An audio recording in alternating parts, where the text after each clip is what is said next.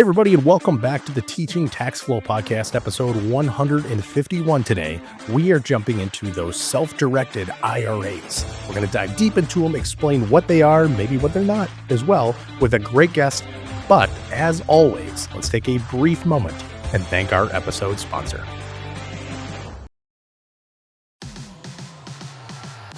Hi, Chris Picciurro here, founder of Teaching Tax Flow, co-host of the Teaching Tax Flow podcast, and pickleball enthusiast. Yes, if you listen to the podcast, you know almost every episode we talk about pickleball, the most popular and growing sport in America. We have tons of opportunities for paddles and pickleballs, but we don't have a lot of great gear on the market. Well, I'm so excited to announce that Sunsets and Dinks are now a sponsor of the Teaching Tax Flow podcast and produce amazing gear, not only to look at, but you feel confident on the court. Because you are part of the Teaching Tax Flow community, you get a 15% discount on all your orders with them. I know I love the gear I received, and I have quite a good record while wearing it. Believe it or not, even at my level. Go to teachingtaxflow.com/pickleball and simply enter TTF15 in the serve up promo code area of your paddle rack. Hey, everybody, and welcome back to the Teaching Tax Flow Podcast. We know that you know what you're doing here because obviously we have the best content out there. Just kidding. There's a lot of great content out there. However, I like to bring a little bit of poor comic relief to this because obviously my co-host here, Chris Picciurro, brings all the knowledge when it's just me and him, but he does not know everything, which is why we bring on these great guests. So I won't introduce him, but I will introduce Chris Picciurro. Welcome back to your show, sir. We open the door. We let you in. How's it going? It's going great, and you know what? I don't know everything. That's for sure. Nobody does. But more importantly than what you know, it's who you know. And That's I'm true. excited to welcome back Scott Maurer from Advanta IRA. You guys are in for a treat today. Scott's the VP of Sales and manages an amazing team because there's a lot of questions in the Teaching Tax Flow community and in our private CPA practice about self-directed IRAs, and self-directed retirement accounts. So we're going to break down those rules. We found out today, I don't know how I didn't know this before because we've been working with Scott for a while, that he is a Florida Gator two-time alum. So chomp chomp to all the Gator fans out there. And, John, I know you probably don't know this, but they had kind of a decent basketball year. Just decent this year. Yeah. I wouldn't know that. Unless they are really good at hockey all of a sudden, I'm kind of in the dark with that. So, it is. I haven't seen I've had the privilege of visiting their campus probably about 8 times, and I've yet to see the hockey arena. Hey, but it's all good. But and honestly, Chris, before we get into it and really give the mic over to Scott here too. So we're dating back a little bit here. So Scott has been on here with us, but we're going like all the way back. Like he's kind of an OG, as we used to say, right? So episode 22 is what we had him on. So to give you a kind of a context around there, right? So if anybody hasn't been listening that long, first, shame on you. You have not been around that long to listen to every episode. But that is literally in March of 2023. So things have probably changed a little bit. Scott and Chris, you guys have probably gotten wiser with time, right? I can't say Chris is old because I always do that, but it's all good. It's all good. So welcome back, man. We're happy to have you. Oh, great. Hey, great to be on with you guys. Appreciate the invite, come in and share some knowledge with the people. And yeah, the hockey arena is hard to find at the University of Florida. It doubles as a pool behind one of the dorms. And when it freezes over, they play hockey on it. Hey, at least you didn't say it doubles as storage for, the landscapers or something. So it's all good. It works. I bet the more roller hockey than ice hockey has been played on that. So, well, Scott, tell us a little bit about yourself. How did you get into the space that you're in with self-directed retirement accounts, and where you, you're in an amazing part of the country. You stayed in Florida. Tell us a little bit about yourself and what led you to where you're at right now, professionally and personally, and then we'll jump in. Sure. Yeah, I was born and raised here in Tampa, Florida, which is not odd, but it's a little rarer than other places. A lot of transplants here in the area. In fact, both my parents were transplants to the Tampa Bay area, but my sister and I were born and raised here, lived here pretty much all my life. As you mentioned, went to school at the University of Florida in Gainesville. Went for a while, went back, got my law degree, and coming out of law school, looking to enter the different type of workforce I've been in before, and met our owner, Jack Callahan, who was also an attorney, and had this company where we help people who have retirement accounts, people who are looking to do something outside of the norm with their retirement accounts, take advantages of different opportunities. He was looking to grow at that time. The company was, I think, just about 2 or 3 years old. I was employee number 4 or 5, and we're now Wow. we're now well into the 50s. And we actually just moved into a new building last year at this time, and are almost outgrowing that building. So it's a good thing that we bought more space next door as well. So we're gonna continue to expand. But that's kind of how I got into the business. It was just meeting Jack and really learning. I didn't know much about retirement plans, and much less investing in real estate and things of that nature, and have learned a lot of it just on the job. And the learning continues today. We always see something unique, something different with people looking to do with their IRAs, their Roth IRAs, et cetera. No, that's a great point, because a lot of times people feel like their choices are very limited or more traditional when working with their retirement assets. And what I see on the tax side is a lot of times someone might want to invest in something like real estate or something that's not traditional, we'll say, and they end up taking a distribution from their retirement account, paying a tax on it, maybe even a 10% penalty, only to invest in something that, if they knew, they could have just done within their IRA. Are you seeing that? Have you seen that over the years as well?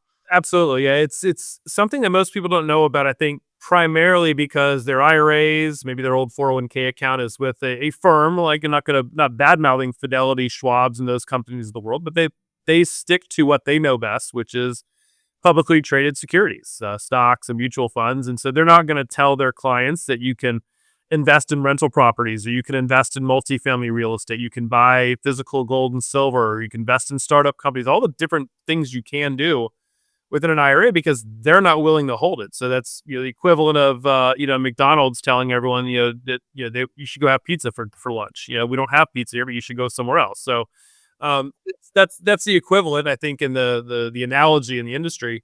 So it's most people just don't know it's possible. So either they're lucky enough to find someone like us or yourself who can let them know of that option. But unfortunately, sometimes people don't know. They talk to their advisor, who says, well, you're just gonna have to take the money out of the account to make that investment, and they pay taxes, they might pay penalties on it. But the self-directed IRA, as you said, allows you to avoid that and simply make the investment inside of the account. Instead of investing in a mutual fund, you invest in this alternative asset, and the gains from that investment now are what is growing your retirement accounts. It really allows you that true diversity, not amongst different types of funds, but actually among different asset classes altogether. And Scott, I think this plays hand in hand too with what me and Chris are always talking about. I mean, Chris literally all the time about controlling your tax bill, right? Like controlling the relationship with the IRS. So why I say that's really related to, right, is through what you're talking about here specifically, it's really giving somebody as much control as they want to invest and really be the manager of it, instead of, I think conditionally, a lot of people that started off in the workforce, right? W-2, one job, going through it, pumping money into retirement. It's kind of conditioned maybe into us, right? Like, you just put it there, somebody else does it, and then you collect when it's time. Where literally what you're saying is that there's a lot of freedom in it, and it's as much as you want to be, right? And I think that's what's so attractive to a lot of people is, you have, different events happen, in our world every decade. You got COVID, you have, wars, depressions, recessions, things like that, where, that impacts someone's retirement account. They talk about, back in COVID, or actually, no, it was 2008, 401ks becoming 201ks, haha, funny, unless that's your account and you're just seeing the dip in the value. And the reality is, what happens is people feel powerless, right? My money's in the market's going down. My alternative is to take it out and stick it in a CD at, 2% or 3%. And I know in doing that, that's not a good long-term strategy, but what else can I do? So the self-directed IRA allows them, that they see other opportunities where they can drive higher returns. I can go invest with my friend instead, because I've known him for years. I see what he does, and he's successful at what he does. So if I can, work with him, I can have my retirement account growing through that vehicle, whether it's rental property, whether it's startup companies. You can lend money from your IRA. There's so many different things you can do, and that's what the self-directed IRA gives you, John. I think that was a great point, is control. And it's not. And I want to point out too, this is not an all or nothing strategy. That's a very important thing. I think people think, well, if I'm going to self-direct, I could use some of my money to invest, but I don't want to put all my money there. Well, that's great. The IRS allows you to have multiple accounts, move money between different accounts, and invest in different places. So a lot of our clients hold an alternative asset on our platform, but they maintain their Schwab or Fidelity account for more conventional assets, and they transfer money between accounts. And when you transfer money from one IRA to the other, zero tax consequence, zero reporting done. You can do it anytime and as often as you would like. That's important. You're only taxing the money when you pull it out into your own pocket. And that's the danger of people who don't know about self-directed IRAs. They pull the money out, they pay taxes, and then they move forward, and they're taxed again on that income rather than simply putting it inside the IRA. Absolutely. So when we're talking, no, that's a great point. And I was going to mention that all or nothing and to ask you about that, because that's something to consider where, I mean, I've seen a lot of situations where someone has a significant amount of cash in their retirement account. Then I'm going to ask about something else about self-directed type account types. And maybe they're getting charged a AUM, a wrap fee based on the assets in there, and they've got a bunch of cash that's doing nothing.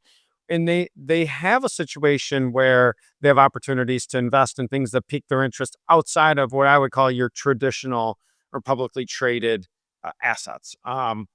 Especially as we see, well, I'm going to put a pin on that because we're going to talk about what you can actually invest in within a self-directed account.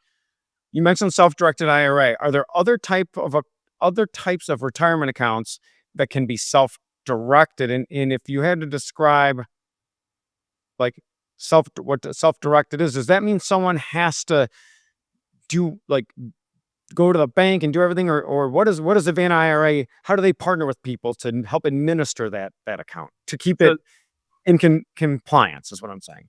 Yeah. So the key thing to note is the word self-directed is referring to what you can invest in or how you can control your account.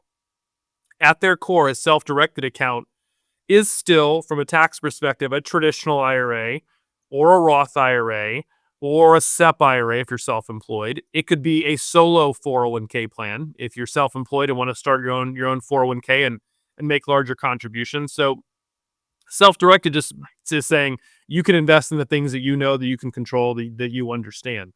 But again, tax-wise at their core, it's traditional IRAs, it's Roth accounts, SEPs, solo 401ks, any former employer's plan. So if you have an old 401k, an old 403b plan through a prior employer, those monies can be rolled over into an IRA account as well with zero tax consequence and then invested. So I think that's a very important thing. I think where people miss is they think self-directed, that's a certain type of IRA. And it's not. Our paperwork, when you sign up an account, you check a box for traditional, you check a box for Roth. It's just going to be what those investment options are. So you've got SEP, solo, Roth, traditional, and I believe simple. We can't do self-directed at this point. Is that? No, you can I forgot. You can self-direct to simple. I just forgot. Okay, cool. Okay. I learned something. All right. I learned a lot. I've always learned stuff. That's cool. Okay. So you could, and so also, I know you can roll money over from another retirement account, which is typically the way that they get funded. Can taxpayers contribute to these accounts like normal IRAs? Yeah, the IRAs that we hold operate the exact same as any other IRA. So the contribution limits, the distribution rules, everything is the exact same. The only difference is the type of investments that you're placing inside the IRA account. That's, again, what you mentioned. That's what we do at Advanta IRA. When you want to invest in a piece of real estate or you want to invest into a private debt fund or something like that, our job is to make sure that the paperwork all gets prepared properly in the name of your IRA. Make sure you review and approve it for us as well, so that this demonstrates very clearly to the IRS that this asset is inside of your IRA and therefore not taxable to you to make the investment, and then not taxable on the returns that are coming back into the IRA account. So what are some of the common investments that are made in a self-directed retirement account? I mean, obviously, well, I'm going to shut up and listen because you're seeing it you and your team are seeing it on a daily basis. Yeah, I mean, I keep mentioning real estate because it is real estate heavy. probably a good 60 to 70% of the assets we hold are real estate in nature, but that term means so much to so many different people. It's rental properties, it's rehabs, it's tax liens and tax deeds, it's lending money from your IRA to somebody else who's buying real estate, and your IRA acting as a bank. We've seen an increase over the years in people investing in multifamily and commercial property, where Mhm. I don't have enough on my IRA to buy, and maybe I don't want to use all my IRA funds to buy a rental, 3-2 rental property, but I'm happy to put 50 or 100K into somebody else's, commercial asset Right. and then just share in the profits. So a lot of real estate. Outside of real estate, we've seen, the private LLCs, startup companies, debt fundings, startups, precious metals, people wanting to Yeah. buy physical gold and silver.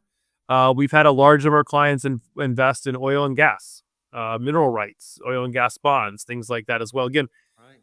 it's rather than and the other thing I think is important for people to understand, rather than trying to see where do I get that list of all the possible investments, the IRS list simply says you cannot invest in life insurance and you cannot invest in things that are deemed to be a collectible, like artwork and antiques. So that's the IRS list. It's not all the things you can do. It's simply you can't buy life insurance and you can't buy collectibles. Gotcha. Which is a lot more clear when they do it that way. Yes. Yeah, Instead exactly. of the other way. Exactly. That. So you could, and so are you seeing more people invest in digital assets, cryptocurrencies, and if they are, what's that mix between Roth and pre-tax accounts? Yeah, I mean, we certainly have it. I was going to mention, as you these rules were written back in the mid 70s, right? As far as what you can and can't invest in. So I don't know. I mean, maybe someone back in the 70s said, hey, one day there's going to be something you can pay for. You don't even have to see or touch. But yeah, we certainly have clients who invest some in crypto. As far as the I guess breakout between Roth and tradition, I don't have those numbers, but I mean, in general, our assets, and I think this is kind of a good thing for people to understand. It's predominantly traditional because that's where more people have some of their money, but there's a fair number of Roth. But for people deciding when they want to make an investment, it's more so I see an investment opportunity and I want to make this and I want to take advantage of it. And this is where my retirement funds are. They're in a traditional IRA or they're in a Roth IRA, and I don't want to miss out on this investment. So but yeah, there's certainly circumstances when, people who are predicting a large return. Years ago, we had a insurance company, startup insurance company. People wanted to invest their Roth IRA into that startup company because they knew when it went public, they were going to double or triple their money. That was all going to be tax-free inside the Roth. So some people invested their traditional fund in it, but that was a strategy. But certainly digital assets is something we've definitely seen a rise in the last few years. Absolutely. And the cool thing with this is if you've got, obviously do your due diligence, but this self-directed account can invest in LLC. So let's say, John, you want to start a car wash and Hey, at least it's not I don't want to invest in another Afghan business. No, Or, I'm going to make it more money. Hey, let's No, say because I already own that invest- one. Remember from like 10 podcasts. Be like, I don't want to Oh, invest in any other yes. one. I want 100% market share. That's the whole deal behind it. Is I don't want any competition. So let's hear about your car wash. But let's say you wanted to do a car wash, and I want to invest $100,000. I could roll that money from my simple IRA into a self-directed IRA, and then my IRA own the LLC interests, and that could if I that could be that could be beneficial for all of us. I mean, because if I took it out of that IRA, like I said, I'd be paying a significant tax on it. That being said, Scott, there are some rules with disqualified persons.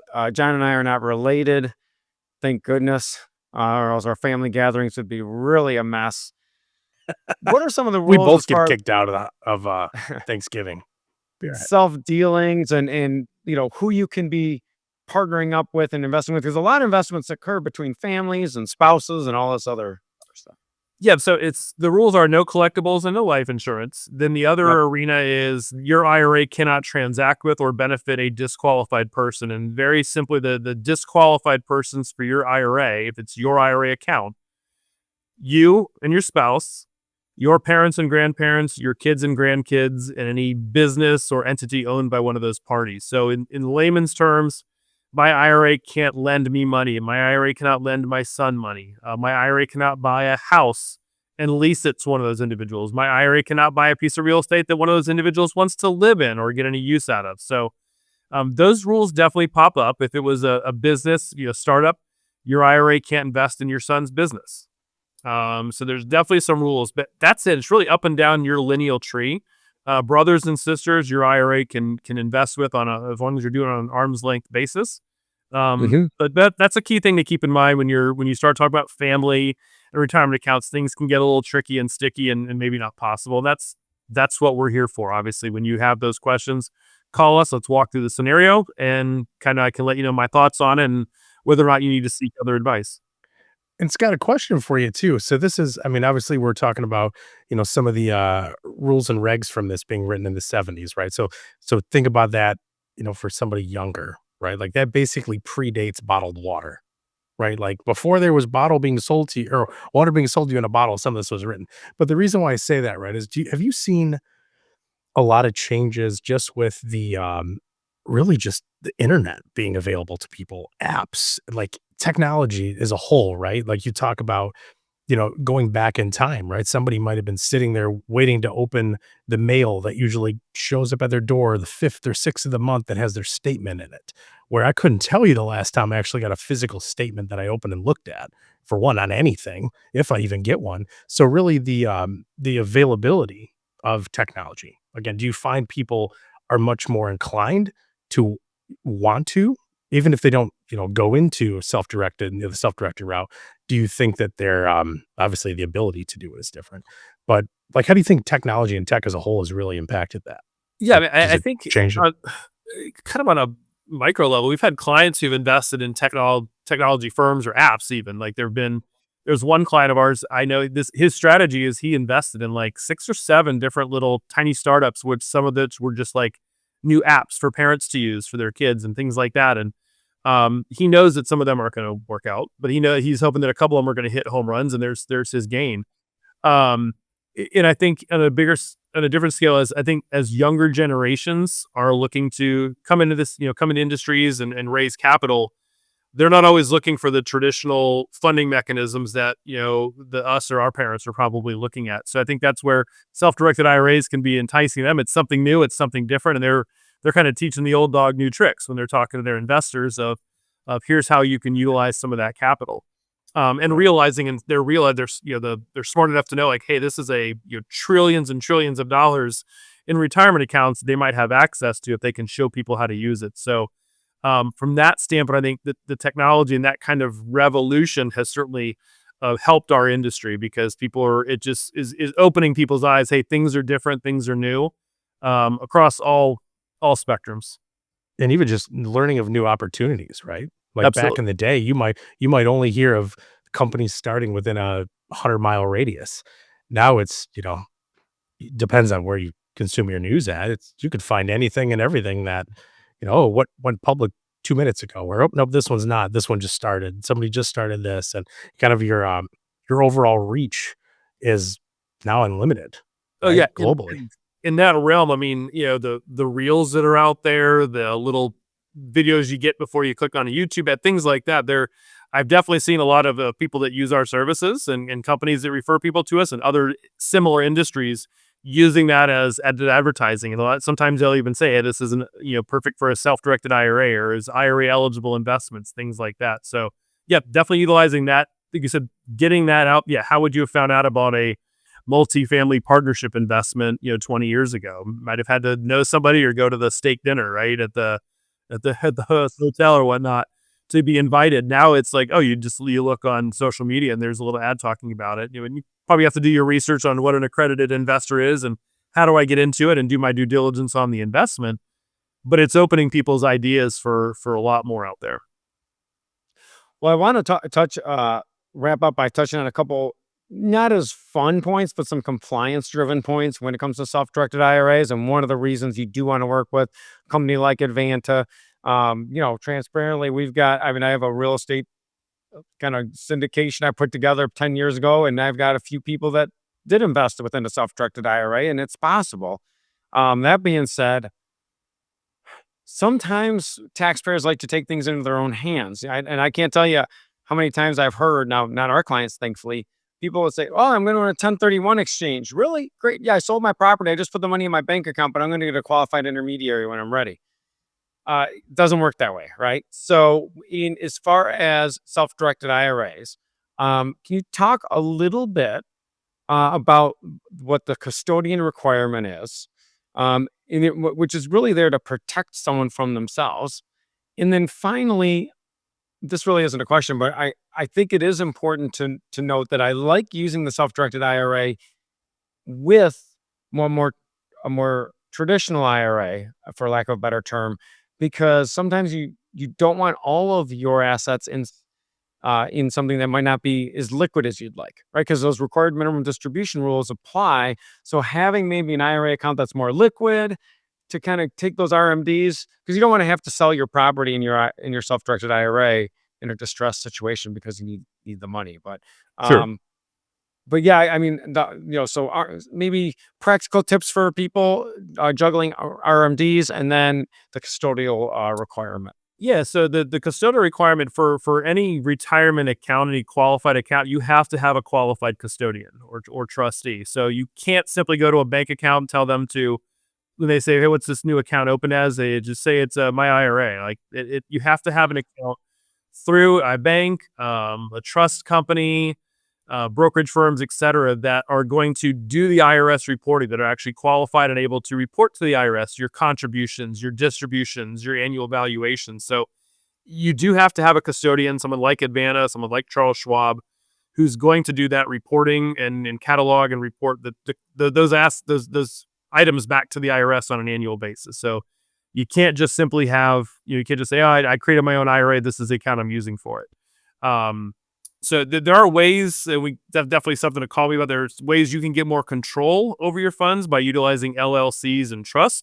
You still have to have a custodian though who's going to do the reporting on it. So that's just an important note. Like I said, people shouldn't be doing that themselves. They have to use a qualified custodian to do it. That's the role we serve. The RMD issue is definitely a good one to consider. I think that's, when you invest in things that are self-directed, it's, pieces of real estate, Right. private partnerships, they are not liquid. You can't just sell them like you can a stock or mutual fund. So if you're getting to the age of 73 or getting close and you're like, "Hey, I'm going to have to start taking required distribution from my regular IRA account per IRS rules," you want to make sure you have the ability to draw that RMD out from some source. Now, if your self-directed asset is producing enough cash every year that you can meet the RMD from there, great.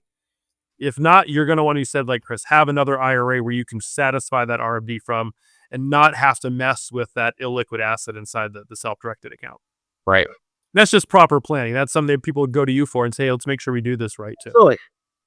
Yes. Well, no, I Awesome, Scott. appreciate it. Go ahead, John. We I'm end up sorry. No, I was gonna say, this is great having you back, man, and we'll have to make a better habit about this and not wait 2 years Yeah, to no, get you back absolutely. on the show, Yeah, right? anytime. If you want to have me on, talk about the checkbook route or just other areas, there are definitely little intricacies and things that people that come up that people need to know about and whatnot outside of just a general overview. So yeah, happy to come back anytime. I'm going to get greedy for a second. I'm sorry. I know we're supposed to let Scott go, but can you just touch on within a self-directed retirement account, there are a couple options as far as, this could be a whole nother piece of content, but the checkbook versus non-checkbook and which one is better? Because I could tell you that I've seen a big spike in private lending through the self-directed retirement Mhm. accounts. Yeah, can you kind of give us an idea? Because some people do here, they might say, "I've got a checkbook IRA." Well, they don't realize that's a type of self-directed IRA. Correct. Right. Yeah. So the checkbook structured. So did we first talk about what I would call the custodial IRA, which is someone sets up an account with us and they want to do private lending through their IRA. They contact us. They tell us who their borrower is. They tell us how much it is they want to lend. And our job is to make sure that the loan documents are properly prepared, make sure the client's approved it of the investment before we send cash out of the IRA to the closing agent to close that private loan. And then the borrower's payments all come back to Advanta for deposit to the client's account. So it's really, we're handling the money in and out of the account. You're still directing the activity, but we have control, I guess, over the cash or the checkbook. So Now, checkbook IRA, now maybe we need to change this term, talk about technology, how many people are using checkbooks anymore, but that's the terminology that's used, where you could set up an LLC or a private trust where the owner of that LLC is your IRA account, and you can direct Advanta to fund a bank account in the name of that LLC. And if you're the manager of that LLC, you can now make all of your private loan investments in and out of that LLC bank account. So you have much more control over the cash, making the investments. You're now responsible for the record keeping. Advanta is still there as a custodian, but your IRA, instead of holding a litany of private loans, we are holding the membership in the LLC. So we're still reporting to the IRS on that, but you have much more control as manager of the LLC, enough control to do what you want to do, enough control to hang yourself if you're not careful. So it's something you want to make sure you're well aware of when you're doing, but that's just a different strategy that people use to take that level of control to the next level. I got my trusty old pen out. Here I am learning things today. I'm like back in school. So I'm glad you ran into that. Discuss that. That's actually a good one that I bet a lot of people don't know about. I think that's something too. So, and it's probably a decent place to end it up. We don't want to give away all the secrets in one discussion, but yes, Scott, we'll have you back, man. We'll either do take this one step further, either on a podcast or even if we do some little breakout sessions. Perfect. I think we'll be able to get some good stuff out with people, and I look forward to that. Great, yeah, looking forward to it, guys. Let me know when. Absolutely. Well, we'll let you off the hook this time, but again, we'll have you back on, so you can't get away that easy again. But and honestly, anybody that's listening or watching this, obviously on YouTube, if you're listening, you're missing out on something great. You can stare at Chris the entire time, right? So hop on YouTube, subscribe to that. Again, if you have any questions, we'll drop some resources here in the show notes for you. If you're on YouTube, it's right there. If you're somewhere else, it's probably on that side over there. But check it out. Don't be lazy. Click on those resources. Do not forget to subscribe to this channel specifically. We have amazing content out here. I think we just passed over about 500 videos, pieces of content that we've put on YouTube specifically. So do the math. That's a lot of stuff. A lot of stuff you can search through, as well as we're working on a couple, we can call them little top secret projects. But before we even say anything about them, we'll let you go too. Thank you again, everybody, for joining us here on the Teaching Tax Flow podcast. We'll see you again next week. Different date, same day of the week, completely different topic. Have a good week, everybody.